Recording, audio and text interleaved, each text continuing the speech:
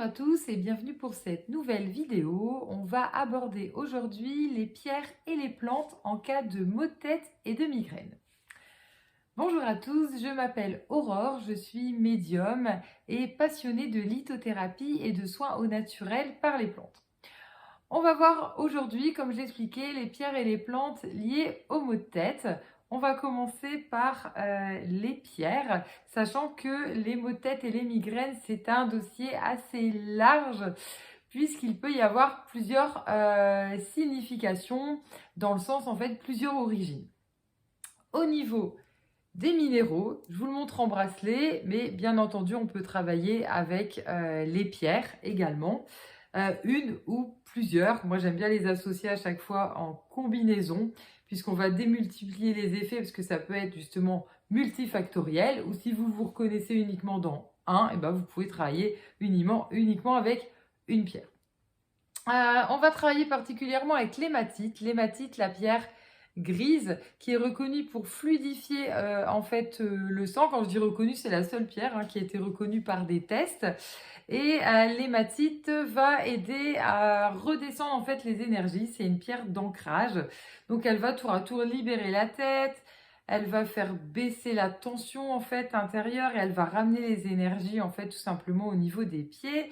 Elle apaise la colère et elle améliore tout ce qui peut être désordre un petit peu digestif, donc sur le plan de ce qu'on mange, mais également sur le plan des émotions, du passé, des choses qui remontent et qu'on a un petit peu du mal à accepter. On va travailler, donc c'est une pierre qui est très physique, l'hématite, donc c'est vraiment la primordiale. On peut travailler avec elle toute seule ou on peut même mettre la nuit en fait sous l'oreiller également pour renforcer. On va également travailler avec l'améthyste. L'améthyste, pierre violette, souvent que vous connaissez pour justement travailler au niveau du cerveau, pour la concentration, pour les études et à l'inverse, pour réussir à méditer, pour mettre le mental de côté. Donc elle a cette double fonction.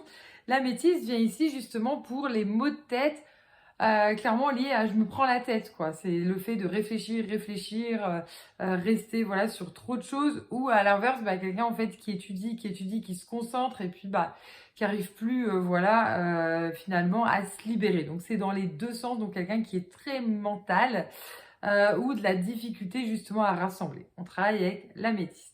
Et ensuite on a le cristal de roche. Le cristal de roche qui est transparent, donc lui on dit qu'il est neutre, il est entre le corps et l'esprit.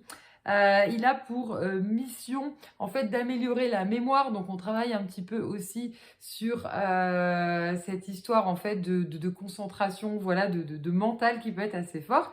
Et son objectif, c'est de trouver, redonner en fait un équilibre entre le corps et l'esprit, puisqu'on dit qu'il dissipe les blocages, qu'ils soient émotionnels, qu'ils soient énergétiques. C'est vraiment, voilà, on réassocie en fait les deux et on se libère, on arrive voilà, à passer en fait outre. Donc, ce mélange que j'appelle mot de tête, tout simplement, et qui peut servir au niveau du mental également. Donc ça, c'est pour les pierres. Et on va voir les plantes, donc tour à tour. Je vous propose même des box santé. Vous pouvez retrouver en fait les deux avec une pierre qu'on mettra la nuit sous l'oreiller en association. Et après, vous verrez sur voilà, le site, je vous mets les liens comme d'habitude. Vous avez après le choix si vous voulez que les pierres, que le bracelet ou uniquement les plantes, c'est vous qui voyez. Au niveau des plantes, donc pour tout ce qui est maux de tête, et on parle vraiment de migraine. Donc la migraine, c'est vraiment voilà le gros mal de tête qui prend vraiment principalement voilà l'arrière de la tête et qui va vraiment être prédominant. C'est pour ça que je disais il y a plusieurs cas en fait, plusieurs origines au niveau des maux de tête et migraines. Donc là, on part sur un composé, parce que moi j'aime bien vous proposer des composés de bourgeons. Voilà, le bourgeon a les effets en fait qui ont été reconnus. Et dans celui-ci, on va avoir un mélange qui va permettre d'agir sur les différentes origines, puisque vous pouvez, comme j'expliquais, être un facteur ou plusieurs facteurs. On va retrouver en fait de l'aulne glutineux en bourgeon. L'aulne, elle va agir en fait comme fluidifiant sanguin, puisque tout ce qui est en fait migraine, c'est vraiment un problème circulatoire, soit un problème de tension aussi dans la tête. Donc là, on va améliorer en fait les stases sanguines et Également, elle va agir en fait comme anti-inflammatoire au niveau vasculaire. Donc là, elle va vraiment travailler en fait là-dessus pour vraiment récupérer en fait à avoir une meilleure, si on peut dire, oxygénation et circulation en fait au niveau cérébral. Et on va associer en fait de l'huile essentielle. Alors l'énorme avantage quand vous avez l'huile essentielle qui est déjà en fait dans le flacon, ça évite de faire des bêtises parce que les huiles essentielles, j'aime bien insister là-dessus, c'est naturel, c'est pas parce que c'est naturel qu'il n'y a pas de danger. Il faut faire attention, voilà, c'est extrêmement concentré. Donc les huiles essentielles, des fois on se dit ah je compte pas les gouttes, bah si c'est super important et dès qu'on va avaler en fait des huiles essentielles, et ben faut bien mettre sur quelque chose de neutre ou quelque chose qui est voilà, faut un support en fait. Donc idéalement, là c'est mélangé, vous êtes sûr de pas faire de bêtises puisque c'est déjà dedans, on va juste voilà le ménager un petit peu pour bien remélanger avant de le prendre. Et là, on va avoir en fait en teinture mère, donc ça va être plus fort, sur ça je parlais de l'huile essentielle qui est en fait connue, mais on va avoir la teinture mère en fait de grande camomille, puisque donc l'huile essentielle de grande camomille est connue en fait déjà pour les migraines. Et là, le but, ça va être de renforcer par la grande camomille l'action en fait de l'aulne, tout simplement. Et la grande camomille, elle est connue principalement pour les règles douloureuses. Donc si c'est des migraines qui peuvent être associées au cycle, et ben on est en fait, encore mieux en fait, voilà, pour traiter ce problème-là. Traiter principalement tout ce qui est troubles hormonaux, parce que ça peut être aussi des pics d'hormones. Donc il y a le cycle, mais il n'y a pas que le cycle, hein. Ça peut être aussi parce que voilà, si on est en ménopause notamment, ou si on traverse en fait des périodes de difficulté d'équilibre en fait hormonal, et ça va directement agir avec la grande camomille. Ensuite, on a du noisetier. Le noisetier, souvent, il est connu soit pour la peau, ou il est connu aussi pour vraiment détendre, hein, au niveau voilà, nervosité. Et le noisetier ici, il a une belle part puisqu'il va agir aussi au niveau circulatoire. Et le noisetier, il aide aussi dans tout ce qui est digestif, hein, comme j'expliquais tout à l'heure pour les pierres. Là, ça va venir en fait ajouter en fait de l'anti-inflammatoire, hein, comme l'aulne, mais on va avoir surtout les inflammations qui vont être hépato-circulatoires. Donc, pardon, donc le fait que la digestion ne se fait pas très bien, et puis le fait qu'on peut avoir aussi une petite surcharge, ça peut en fait jouer. Donc là, ça va jouer aussi sur tout ce qui est en fait toxine qu'on va trimballer dans le sang. Donc là, quand on explique en fait au niveau digestif, c'est pas forcément qu'on mange mal, hein, ça peut être on assimile mal et ça va charger en fait le sang. Donc là, on est sur un bourgeon yin, donc pour le noisetier qui sera dans le mélange, donc qui agit aussi sur la nervosité. Comme on expliquait, le fait de se prendre la tête, de beaucoup réfléchir ou de pas réussir à lâcher prise aussi, le noisetier il intervient directement là-dessus puisqu'on est sur les déséquilibres neurovégétatifs. Donc c'est bien le cerveau voilà, qui se prend la tête, qui va commencer en fait à provoquer d'autres choses. Hein. Pour les personnes qui peuvent faire des paralysies, de la spasmophilie, on va jouer en fait aussi là-dessus. Un peu sur le noisetier, je regarde ce que j'ai noté. Voilà, puisque le noisetier il est reconnu, hein, voilà, avoir des propriétés au niveau du sang, puisqu'il agit principalement voilà, au niveau cholestérol et puis fluidité du sang. Donc, à nouveau, en fait, on a cet équilibre pour vraiment jouer en fait à nouveau sur le sang, mais surtout sur l'influx nerveux.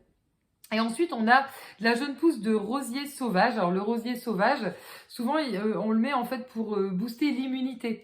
Booster l'immunité et puis vous aider à passer au-dessus, en fait, justement, d'une crise, en fait, de migraine.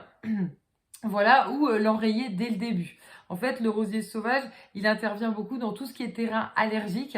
On retrouve pour l'asthme et après, principalement les céphalées d'origine allergique. Donc, on ne sait pas toujours à quoi on est allergique. Hein. Ça peut être une fois où, au fur et à mesure, voilà, on identifie. Ou avec l'allergologue, on peut des fois voilà travailler dessus, mais c'est pas toujours en fait possible ou ça se déclare pas tout le temps. Donc là, le rosier sauvage, il va servir en fait à ça, à traiter directement en fait tout ce qui sera composante en fait allergique, qui est dans certains cas. En fait, c'est un plus dans le sens où ça va booster l'immunité. Et puis, quand on est sur des migraines qui résistent en fait vraiment aux autres cas, et le rosier sauvage, il arrive vraiment lui en secours.